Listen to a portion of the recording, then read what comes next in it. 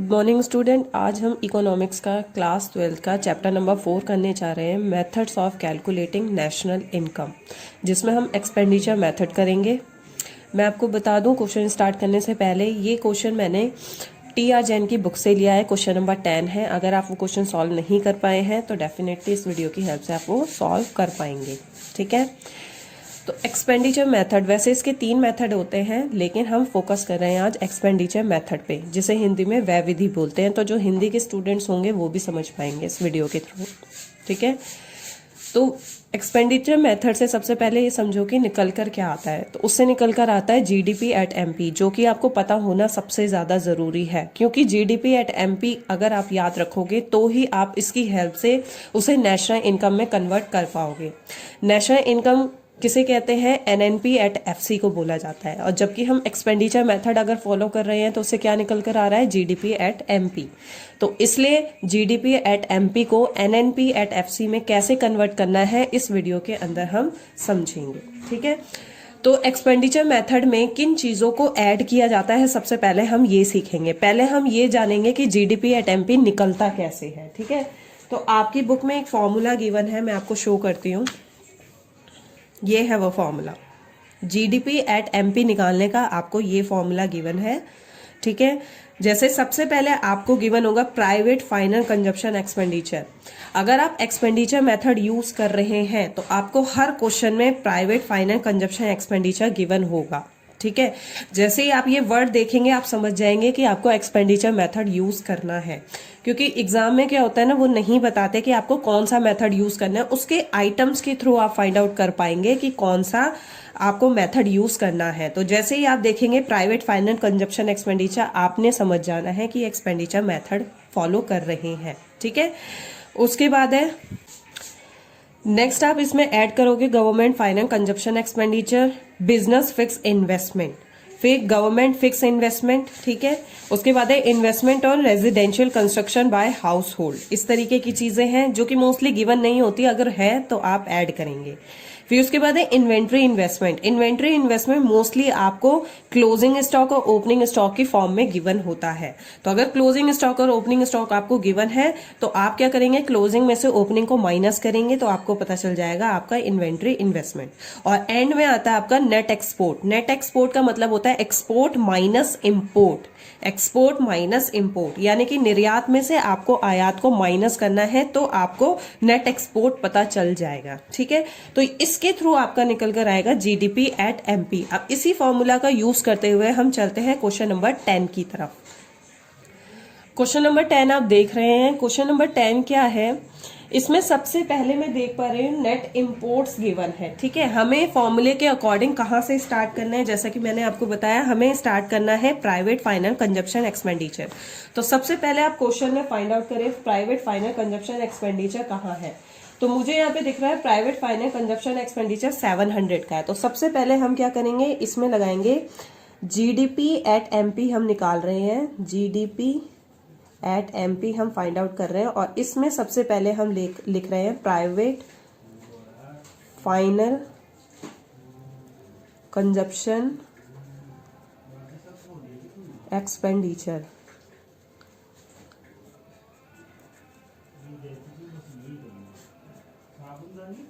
ठीक है, सबसे पहले आपने ये लिया, फिर उसके बाद आप इसमें प्लस करेंगे क्या? मुझे नेक्स्ट नजर आ रहा है गवर्नमेंट फाइनल कंजप्शन एक्सपेंडिचर। तो फॉर्मूले में भी था हमारा, तो गवर्नमेंट फाइनल कंजप्शन एक्सपेंडिचर।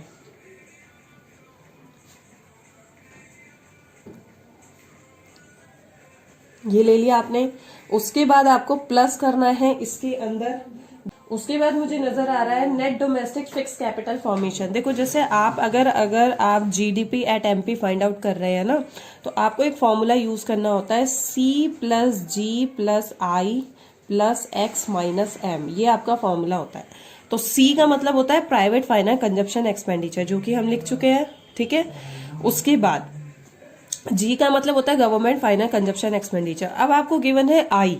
आई यहाँ पे मुझे दिखाई दे रहा है net domestic fix capital formation. जो फिक्स कैपिटल आई कौन करता है, जो हमारी मैन्युफैक्चरिंग कंपनीज होती है वो इन्वेस्टमेंट करती है, तो उसी को हम आई कहते हैं। तो यहाँ पे मुझे नजर आ रहा है net domestic fix capital formation.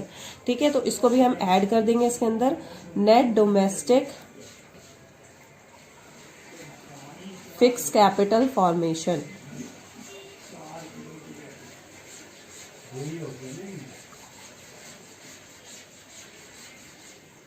ये आई के लिए था, ये आपका सी है, ये वाला आपका जी है और ये वाला आपका आई हो गया। ठीक है, इसको भी आपने प्लस कर दिया। उसके बाद अब मुझे नेक्स्ट नजर आ रहा है इसके अंदर इंपोर्ट और एक्सपोर्ट। तो क्वेश्चन में आपको नेट इंपोर्ट गिवन है, जैसा कि हम जानते हैं हमें लिखना होता है export minus import, export minus import. ठीक है, लेकिन हमें नेट इंपोर्ट गिवन है, तो हम इंपोर्ट की जगह क्या करेंगे, एक्सपोर्ट तो है नहीं गिवन तो हम 0 मान के चलेंगे, और इंपोर्ट की जगह आप नेट इंपोर्ट आपको 60 गिवन है तो आप वो लिखेंगे। ठीक है, उसके बाद आपको लिखना होता है क्या, x माइनस एम। ठीक है, x माइनस एम आपने वो लिख दिया है। उसके बाद एक चीज और होती है इसके अंदर, जो इन्वेस्टमेंट के अंदर ही आती है, उसे हम बोलते हैं change in stock, change in stock. Change in stock जैसा कि मैंने बताया आपको क्या होता है, क्लोजिंग माइनस ओपनिंग, यही बताया मैंने आपको, क्लोजिंग माइनस ओपनिंग। तो या तो क्वेश्चन में आपको चेंज इन स्टॉक दे रखा होता है डायरेक्टली, अगर ओपनिंग और क्लोजिंग दे रखा है तो आप उसे माइनस करके भी change in stock find out कर सकते हैं। तो ये आ गया आपका। ठीक है, तो यहां से हम अब इनका अमाउंट फिल करेंगे। प्राइवेट फाइनल कंजप्शन आपको गिवन है 700। ठीक है, उसके बाद गवर्नमेंट फाइनल कंजप्शन एक्सपेंडिचर आपको 200 का गिवन है, प्लस में net domestic fix capital formation आपको गिवन है 300 का। ठीक है, और इसी में मैंने बताया आपको कि एक्सपोर्ट माइनस इंपोर्ट है। ठीक है, तो उससे पहले हम लिख लेते हैं चेंज इन स्टॉक का, जो कि सिंपल वैल्यू आपको गिवन है, पहले उसको कर लेते हैं, फिर उसके बाद हम नेक्स्ट वाले पे जाएंगे। तो चेंज इन स्टॉक आपका दे रखा है 30 का, तो वो आपने ऐड कर दिया। उसके बाद आप देखो यहाँ पे इन्होंने नेट इंपोर्ट की बात करी है, एक्सपोर्ट को मान लो मैं 0 मान के चलती हूँ, मैं इसलिए कर रही हूँ कि आप माइनस प्लस में कंफ्यूज ना हो। ठीक है, तो अगर एक्सपोर्ट को मैं 0 मान के चलती हूँ और इंपोर्ट आपको कितना गिवन है, इंपोर्ट मुझे दिखाई दे रहा है 60, तो इंपोर्ट को क्या करना होता है, फॉर्मूले के अकॉर्डिंग माइनस करना होता है, आपको प्लस नहीं करना है। आप इसे ऐसा मत समझना एक्सपोर्ट माइनस इंपोर्ट है तो 60 इंपोर्ट है तो इंपोर्ट 60 सीधा डाल दिया, नहीं, इंपोर्ट से पहले यहाँ पे माइनस है तो माइनस 60 होगा। ठीक है, अगर आपका इंपोर्ट माइनस में गिवन होता है तो माइनस माइनस मिलके यहाँ पे प्लस हो जाता है। तो आपके क्वेश्चन में पॉजिटिव 60 है तो फॉर्मूले के अकॉर्डिंग वो माइनस में जाएगा। तो अब इससे आपका क्या निकल कर आएगा देखते हैं, 700 और 300, 1000, 200, 1200 और ये 30 माइनस 60 तो माइनस, तो ये आ रहा है 1170। ठीक है, और आपको इनकी वैल्यू शायद अरब में दे रखी है, करोड़ में दे रखी है, आप उसके अकॉर्डिंग यहाँ पर लिख सकते हो। तो ये आपका निकल कर आ गया GDP at MP, GDP at MP. और क्वेश्चन के पैटर्न को अगर आप फॉलो करो तो क्वेश्चन में आपको क्या फाइंड आउट करना है, नेशनल इनकम। ठीक है, ये वैल्यू आपको अरब में गिवन है। अब ये कह रहे हैं आपको इसे कन्वर्ट करना है नेशनल इनकम में। अब नेशनल इनकम में कन्वर्ट करने के लिए आपको एक चीज याद रखनी है, जो मैं बताती हूँ आपको क्या करना है। देखो, नेशनल इनकम किसे कहते हैं, मैंने अभी आपको जस्ट बताया था, NNP at FC। National income किसे कहते हैं, NNP एट FC। और आपने जो यहाँ पर एक्सपेंडिचर मेथड से फाइंड आउट किया है वो क्या फाइंड आउट किया है, GDP एट MP। इसका मतलब यह है कि GDP एट MP को ही हम कन्वर्ट कर सकते हैं NNP एट FC, जिसके लिए हमें कुछ चीजें ऐड और लेस करनी पड़ेंगी। ठीक है, तो आप यहाँ निकाल रहे हो NNP एट FC, तो इसको यहाँ रखो लेफ्ट हैंड साइड में, और जो आपको पता है उसे रखो राइट हैंड साइड पे, GDP एट MP। ठीक है, अब आप क्या करेंगे, अब आप इन दोनों को कंपेयर करेंगे। कैसे कंपेयर करेंगे, सबसे पहले मैं यहाँ बात करती हूँ जी की। आपके पास जी अवेलेबल है और आपको जाना है नेट पर। जी का मतलब होता है ग्रॉस, जिसको हिंदी में कहते हैं सकल, और नेट का मतलब होता है शुद्ध। ठीक है, नेट। तो ग्रॉस से नेट पर जाने के लिए, ग्रॉस से नेट पर जाने के लिए हमें डेप्रिसिएशन को माइनस करना होता है। ठीक है, तो यहां पे आप माइनस करेंगे डेप्रिसिएशन, आपको मेरी ये बात याद रखनी। उसके बाद जी से एन पे चले गए आप डेप्रिसिएशन माइनस करके। नेक्स्ट आपको ये जो डी नजर आ रहा है आपके पास डोमेस्टिक है और आपको नेशनल पर जाना है। हम एक एक वर्ड को कंपेयर कर रहे हैं, जी से एन को कंपेयर कर लिया, अब हम डी से एन पे जा रहे हैं। डी मतलब डोमेस्टिक, एन मतलब नेशनल। तो डोमेस्टिक से नेशनल यानी घरेलू से राष्ट्रीय पर जाने के लिए आपको क्या करना पड़ता है, NFIA प्लस करना पड़ता है। क्या करना पड़ता है, NFIA। NFIA इसको हम क्या बोलते हैं, net factor income from abroad. Net factor income from abroad ये है। तो इसका भी एक फॉर्मूला होता है जो कि मैं अभी आपको बताती हूं क्या होता है। NFIA का फॉर्मूला होता है फीफा माइनस फीटा। इसका क्या मतलब है, factor income from abroad minus factor income to abroad, जो कि आपको क्वेश्चन में गिवन होता है। Factor income from abroad minus factor income to abroad. ठीक है, अगर आप इस क्वेश्चन तक आए हैं तो आपको ये बात पता होनी चाहिए, क्योंकि आपको थर्ड चैप्टर में ये समझाया गया है कि इसका मतलब क्या होता है। ठीक है, तो फीफा माइनस फीटा करना है आपको। फैक्टर इनकम आपने अब्रॉड से कितना कमाया माइनस कितना फॉरेन की कंट्री के लोगों ने इंडिया में आकर कमाया, उसको माइनस करना होता है। ठीक है, तो ये चीज माइनस करने के बाद आपका NFIA आता है, जो कि आपको क्वेश्चन में अभी गिवन होगा। तो ये तो हो गया डोमेस्टिक से नेशनल पे जाने के लिए। अब एक और चीज चेंज आ रही है, MP से FC पे जाना है। आपके पास मार्केट प्राइस अवेलेबल है, आपको फैक्टर कॉस्ट पे जाना है। तो मार्केट प्राइस से फैक्टर कॉस्ट पे जाने के लिए आपको NIT करना पड़ता है, जिसे हम बोलते हैं नेट इनडायरेक्ट टैक्स। ठीक है, ये बोलते हैं नेट इनडायरेक्ट टैक्स। ये होता है आपका फॉर्मूला। अब इस फॉर्मूले को फॉलो करते हैं। ठीक है, GDP एट MP आपका कितना निकल कर आया, 1170।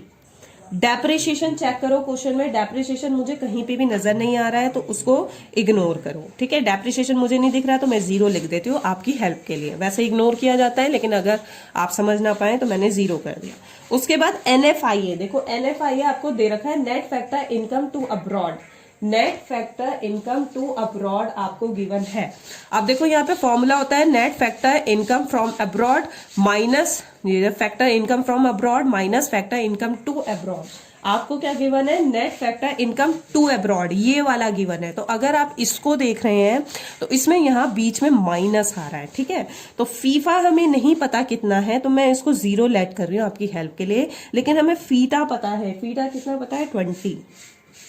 इस तरीके से फॉर्मूले को फॉलो करना है, क्योंकि यहाँ पे ना नेशनल इनकम में माइनस प्लस का बहुत फर्क पड़ता है। तो मैंने फीफा को 0 मान लिया, जो कि यहाँ पे दे नहीं रखा है, और फीटा को मैंने यहाँ -20 कर दिया। उसके बाद अब आते हैं NIT नेट इनडायरेक्ट टैक्स, जो कि आपको 100 रुपीज का गिवन है। रुपीज कह रही हूँ, अरब का, 100 अरब का आपको गिवन है।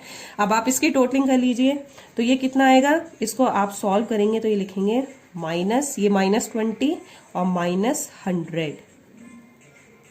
तो 1170 में से आपको 120 माइनस करना है, तो यहाँ आ गया 50। ठीक है, तो मेरे अकॉर्डिंग ये आ रहा है 1050 अरब। ठीक है, ये आपका आ गया आंसर। तो इस तरीके से आप एक्सपेंडिचर मेथड की हेल्प से नेशनल इनकम फाइंड आउट कर सकते हो। जो इसमें सबसे इंपॉर्टेंट ये है, वो आपको ये याद रखना है कि जो भी आप मेथड यूज कर रहे हो उससे निकल कर क्या आता है। तो GDP एट MP निकल कर आता है, और फिर उसकी हेल्प से आप उसे नेशनल इनकम में कैसे कन्वर्ट करेंगे, तो वो आपको चेंज देखना पड़ेगा। हर एक वर्ड को एक दूसरे से कंपेयर करना पड़ेगा, और उसके बाद आपको पता चलेगा कि कौन सी चीजें माइनस और कौन सी चीजें ऐड करनी होती है। एक चीज मैं आपको और बता दूं, जैसे डोमेस्टिक से नेशनल, जैसे आपका यहाँ पर आया डोमेस्टिक से नेशनल। जब डोमेस्टिक से नेशनल होता है तो हम किसको देखते हैं, NFIA को देखते हैं। तो ये आपको याद रखना है। उसके बाद मार्केट प्राइस और फैक्टर कॉस्ट में चेंज आ रहा होता है तो आप NIT को देखते हो। फिर वो आप अपने अकॉर्डिंग कर लेना, जैसे डेप्रिसिएशन माइनस किया जाता है, NFIA को प्लस किया जाता है और NIT को माइनस किया जाता है। तो ये माइनस का साइन नहीं है, बस मैंने ये समझाने के लिए लिखा है कि G और N या N से G पे जाने के लिए डेप्रिसिएशन का इस्तेमाल होगा। वो प्लस होगा या माइनस होगा, वो फॉर्मूला आपको बता देगा। इसी तरीके से D से N या N से D पर जाने के लिए NFIA प्लस माइनस होता है फॉर्मूले के अकॉर्डिंग। उसके बाद है MP से FC या FC यूपी से एमपी पे जाने के लिए NIT का इस्तेमाल होता है। तो इस तरीके से आपका ये क्वेश्चन कंप्लीट हो गया। अगर किसी और क्वेश्चन को भी आपको समझना है तो कमेंट सेक्शन में जाकर आप मुझे बता सकते हैं कि आपको कौन सा क्वेश्चन सॉल्व करके वीडियो उसकी चाहिए। तो thank you so much. Till then stay happy, stay blessed, bye bye and take care.